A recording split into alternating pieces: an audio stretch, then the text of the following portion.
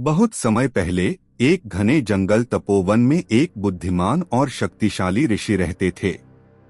उनका नाम था दर्पण। वे हर दिन सरस्वती नदी के किनारे बैठकर ध्यान और पूजा करते थे। उनकी गहरी तपस्या के कारण उनके पास एक खास शक्ति थी, वे किसी के भी दिल की सच्चाई देख सकते थे। स्वर्ग में बैठे इंद्रदेव को चिंता हुई। उन्हें लगा कि ऋषि दर्पण बहुत ताकतवर हो रहे हैं। इंद्रदेव ने एक सुंदर अप्सरा माया को धरती पर भेजा। माया का काम था ऋषि का ध्यान भंग करना।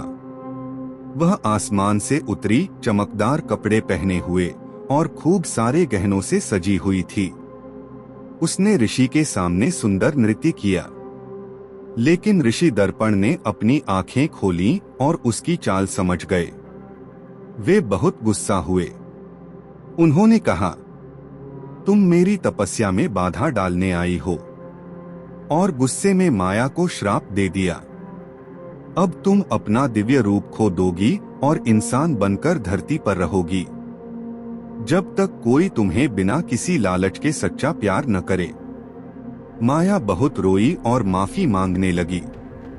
ऋषि ने कहा, केवल निस्वार्थ प्रेम ही इस श्राप को तोड़ सकता है।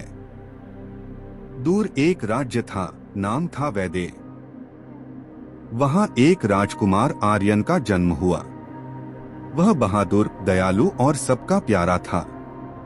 एक पंडित ने कहा कि वह बहुत सौभाग्यशाली है और बड़े काम करेगा। एक दिन आर्यन जंगल में शिकार करने गया। रास्ते में उसने देखा कि कुछ गांव वाले एक गरीब औरत पर चिल्ला रहे हैं। वे उसे डायन कहकर भगा रहे थे। आर्यन ने उन्हें रोका। वह औरत माया थी, जो अब इंसान के रूप में जी रही थी।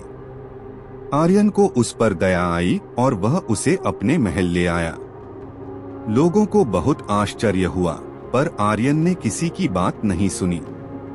उसने माया के साथ सम्मान और दया से व्यवहार किया। धीरे धीरे आर्यन को माया से प्रेम हो गया। लेकिन माया ने कहा, मुझसे प्यार मत करो, मैं श्रापित हूँ, मैं तुम्हें दुख ही दूंगी। आर्यन ने जवाब दिया, मुझे तुमसे कुछ नहीं चाहिए, मैं तुम्हें जैसा हो वैसे ही प्यार करता हूँ। एक रात एक भयानक राक्षस कालनेमी ने राज्य पर हमला कर दिया। आर्यन अकेले ही उससे लड़ने गया। युद्ध बहुत भयंकर था। आर्यन बहुत बुरी तरह घायल हो गया और मैदान में गिर पड़ा।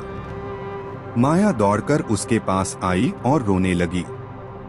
जब उसके आंसू आर्यन के सीने पर गिरे तो एक चमत्कार हुआ।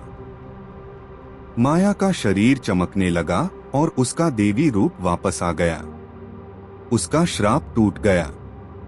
अचानक आसमान खुला और भगवान विष्णु गरुड़ पर सवार होकर आए।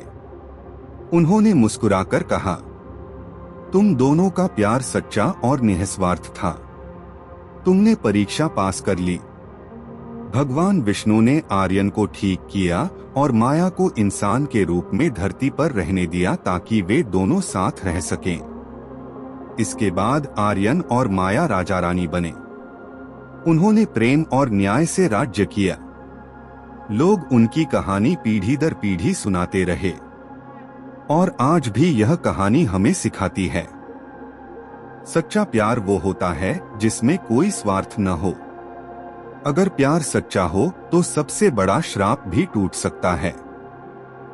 अगर आपको ये कहानी अच्छी लगी तो चैनल को लाइक और सब्सक्राइब जरूर करें। नीचे कमेंट करें और बताएं कि आपको अगली बार किस तरह की कहानी सुननी है। पौराणिक कथा, रहस्य, लोक कथा या सच्ची घटनाएं मैं आपके लिए जरूर बनाऊंगा।